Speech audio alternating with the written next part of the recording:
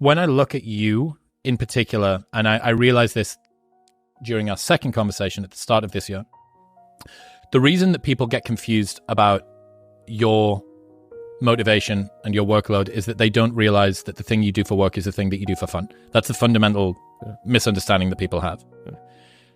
And because of that, you're prepared to work hard. And working hard doesn't feel like wasted time. Lots of people associate working hard with not making progress. Therefore, working feels like wasting. So the idea that working hard doesn't make progress is one of the biggest farces that exists in humanity, because at the end of the day, whatever you amount to isn't going to matter anyways, right? And so if there is anything that's eternal for us, at least as individuals, it's going to be who we become in the process. And so one of my favorite quotes is, the work works on you more than you work on it. And so if you want to be the best in the world at something, you do the work to become the best in the world, and the work works on you. And so I mean, there's a biblical proverb. I think it says like, there is profit in all labor. And that means that even if the thing that you're working on right now doesn't amount to the outcome that you expected that it would, it doesn't mean that you don't become better through doing it. And so I'll give you a very real example. So I spent 5 years building a chain of gyms. So I had 6 locations, and after that, I sold 5 of them. I shut one down, and then I transitioned to doing turnarounds. In the transition between shutting my gyms down, I got a big payday because I sold my 5 gyms. Big for me, relative. I took all that money and I put it into the next thing. The partner that I had in that next thing ended up taking the money and disappearing, filing bankruptcy, and sending it to his girlfriend in Sweden. I couldn't make this up. So there was no way I could get the money back, and he had filed bankruptcy. So there's no course of action for a lawsuit. And so a lot of people would probably go through that mental situation and think, and I went through this, was thinking, I just wasted the last 5 years. Like I literally started a chain, built, like put everything into the second location, put everything in the third location, the fourth location, the fifth, kept going, right? I kept doubling down, and then I get my big payday and I put it all on black, and then it disappears with one spin of the roulette. And so here I am, and I'm like, I have nothing to show for the last 5 years of work. But then in the next 12 months, I made more money than I'd ever made in my entire life up to that point. The 5 years, I made more profit the next 12 months than I made in the last 5 years, times like 5. And it was because, and I was only able to realize this in retrospect, which is why I'm sharing it, which is that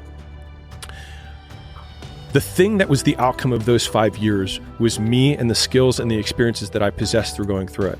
And so whatever the next mountain that you're trying to climb is, of course it's going to be higher, but it's going to require you to go through the smaller mountains to get to that point. So, because the more able you are, the more able you realize you can become. And you will get way bigger outcomes from the things that you had, like the path that led you here, than you think you can. And so that's why, since that moment where I lost everything, and then I was able to make more in the next 12 months, I realized that no work is wasted, because I am the output of the work, not the outcome. And that was one of the biggest frame shifts for me in never thinking that work is wasted, because the more I work, the bigger my work ethic, the more my work capacity increases. And to give an exercise example, because I think it's cool and interesting, is that a lot of people talk about this concept of overtraining. Don't worry, I'll bring it back. All right, they talk about this concept of overtraining. I remember I had this... A woman that Layla and I are friends with, very successful business owner, had a boy toy with her. And he was like, aren't you concerned about overtraining? And I was feeling a little pissy that day. And I said, bro, once you start looking like you work out, you can worry about overtraining. I was like, until that point, you don't need to worry about overtraining. I was being a little bit mean. But I think he did remember it, and he did change the way he trained, and he did gain muscle afterwards. So I felt okay about it.